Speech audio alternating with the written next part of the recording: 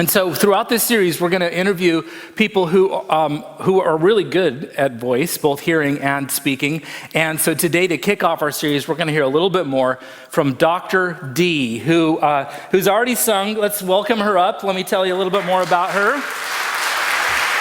You got a mic? Good stuff.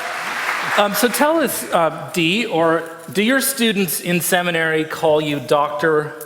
Diane White Clayton? Dr. D. Dr. D, yes, okay, yes. good. Okay, that's what we're going to go with. So Dr. D is not only an incredible singer. You can pick up her CD or her book after the service, which is in the fellowship hall. She's a professor of music and stuff. But one thing I really love to hear from people like you, whose lives are about hearing words and notes. How does that work when you sing? Because when we watched you sing a moment ago, it was clear you weren't just singing a song, you were tracking or channeling God somehow. How does that work? I try to allow what I do to be an extension of a relationship. And relationships happen as a result of communication. If you ever have seen a couple that just kind of doesn't talk, you know that there are some problems. And my relationship with God extends into the musical realm, certainly as I share the music that God has given me.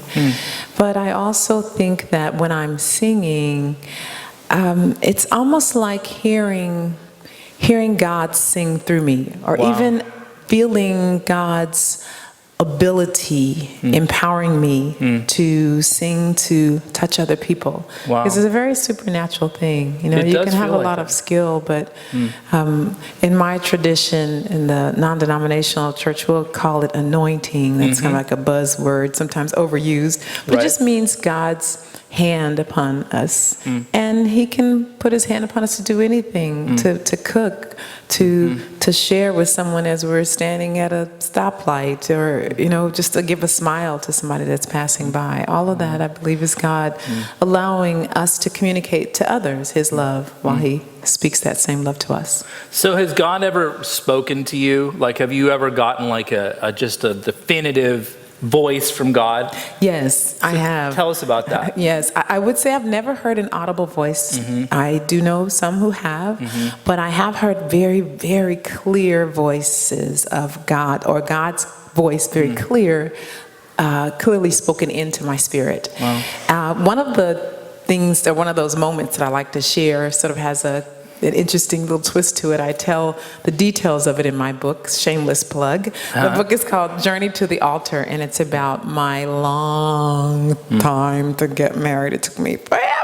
But anyway, that's in the book too. So I was praying about Joe, the gentleman on the congas. If you didn't make that connection, that's my husband. He can really play, huh? Anyway, so I was praying, you know, as often is the case, when the man is like, yep, okay, that's the person for me. And sometimes the woman is, I'm not sure. Well, that was sort of where we were. Wonderful person, wonderful human being, and I thought the world of him, and actually I was trying to matchmake him, because I thought that when I prayed, Lord, is this my husband? I thought God said no. Well, let me say it differently. God spoke no to my heart. God said, when you said, is it Joe?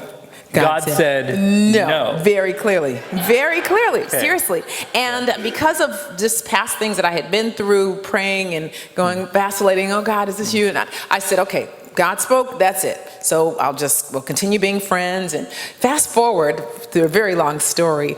Later, God did make it very clear through many, many, many means, people, circumstances, and many other things. He spoke that this definitely was the person that he had for me. And later, after, you know, even after we were married, or I know we were engaged or something, I said, God, I don't understand. I know you don't author confusion, and so why was it that you said no? I really felt like you said no. Did I not hear you?